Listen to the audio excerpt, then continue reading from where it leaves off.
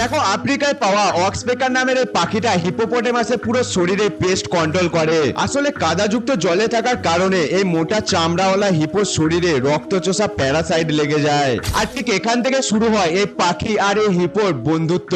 এই অক্সপেকার পাখিটা হিপোর পিঠে বসে তার শরীরের সব প্যারাসাইট খেয়ে ফেলে। দেখো এই পাখিটাকে আলাদা করে কষ্টও করতে হয় না, আর এক জায়গাতে সে খাবার পেয়ে যায়। আর হিপো এই পাখিটাকে তাড়ানোর চেষ্টা করে না, কারণ তার শরীরে বসে থাকা এই পোকাগুলো তার শরীরে ইনফেকশন আর চুলকানি তৈরি করে, যেগুলো খেয়ে এই পাখিটা হিপোর শরীরকে চুলকানি থেকে আরাম দেয়। শরীরে পোকা খাওয়ার পাশাপাশি পাখিটা যখনই আশেপাশে কোনো বিপদ টের পায় তখন জোরে ডাকতে শুরু করে আর হিপোপটেমাসকে সতর্ক করে দেয়, আর হিপো তখন জলের নিচে চলে যায়। তাই এই হেল্পার দুটো কাজই করে, একদিকে তার শরীরকে আরাম দেয় আর অন্যদিকে বিপদের আগাম সতর্ক দেয়। তাই এরা মিলেমিশে দুজনে একসঙ্গেই থাকে। তাই এদের বন্ধুত্ব একদমই ছোটবেলায়। তোমরা কি এর আগে হিপো আর এই পাখিটি বন্ধুত্বের কথা জানলে কমেন্টে অবশ্যই জানিও, আর এই ভিডিওটি লাইক করে চ্যানেলটা অবশ্যই সাবস্ক্রাইব করে দিও।